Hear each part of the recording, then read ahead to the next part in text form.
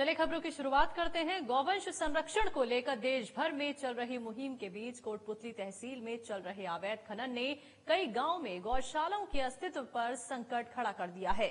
तो खानों में हो रही अवैध ब्लास्टिंग से निकलने वाले पत्थर ने न केवल इन गौशालाओं में गौवंश के लिए जानलेवा साबित हो रहे हैं, बल्कि इन अवैध खानों के दोहन के साय में चल रही सरकारी स्कूलों के बच्चों के लिए भी डर का कारण बन रहे हैं। बावजूद इसके खान विभाग के अधिकारी इन अवैध खानों पर कार्रवाई करने से बचते दिखाई दे रहे हैं। इसी पर पेश हमारी एक खास रिपोर्ट। एक तरफ जहां गौरक्षा का मुद्दा विधानसभा से लेकर लोकसभा तक गूंज रहा है, वहीं प्रदेश में बेजुबान गोवंश को लालच की भेंट चढ़ाया जा रहा है। मामला कोटपुतली तहसील के शुक्लावास पिचाड़ी गांव से जुड़ा है। अवैध रूप से चल रहे खनन कार्य गौशाला में मौजूद गौवंश के लिए जानलेवा साबित हो रही है।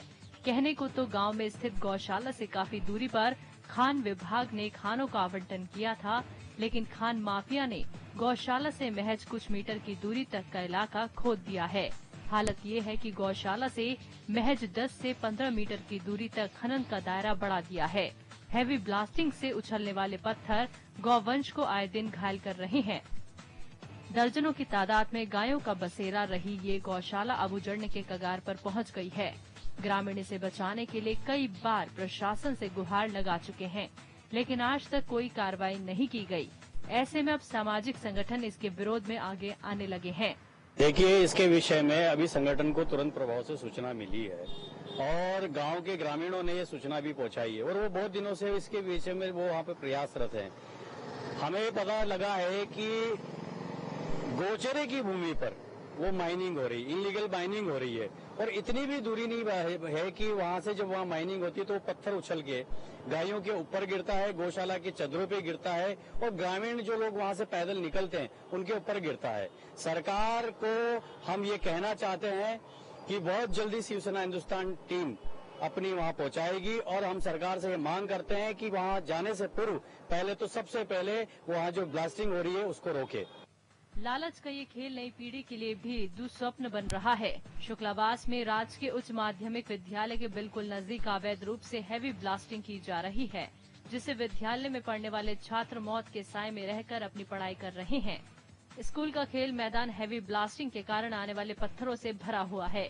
शुक्लावास से 3 किलोमीटर दूर बेरी बांध गांव भी कुछ इसी तरह की दयनीय हालतों से जूझ रहा है, जहां बेरी बांध में ही अवैध खनन किया जा रहा है और खानों से निकलने वाले पत्थर यहां के सरकारी स्कूल में आए दिन बरसते रहते हैं। इससे सरकारी विद्यालय में छात्रों के नामांकन में कमी तो आई ही है, दूसरी तरफ कुछ महीने पहले पत्थर लगने की वजह से एक नन्हा बच्चा भी चोटिल हो गया था। वहीं गांव कल्याणपुरा में बच्चों के खेलकूद के लिए बनाए गए मैदान को भी खनन माफिया ने नहीं बख्शा। छात्रों के खेलने की जगह पर भी कब्जा कर अवैध खनन किया जा रहा है।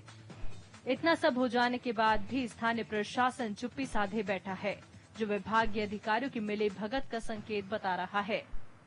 बेरी गांव में अवैध खनन को देखकर इतनी भयानक स्थिति है। ये सामने जो स्कूल है इसके पीछे ब्लास्टिंग होती है और सेकेंडरी स्कूल है, इसमें पत्थर तक आते हैं, लेकिन आज तक किसी ने कोई सुनाई नहीं दी। ये जो ग्राम है बेरी बांध, बेरी के पास बांध जुड़ा हुआ है, बांध और बेरी एक ही है और उसी में वो खनन विभाग हो रहा है। एक उसके बांध के टच में खाने इतनी गहरी हो गई कि उसमें पानी सो गया है। तो इस संबंध में कभी आपने सिंचाई विभाग को या इनको शिकायत? एक बार नहीं, 1000 बार, लेकिन वो कोई सुनाई कोई करते ही नहीं, आता ही नहीं है। और अवैध ब्लास्टिंग तो इतनी हो रही है कि वो वैद्य तो कोई है ही नहीं, और है तो दायरे से बाहर जा रही है।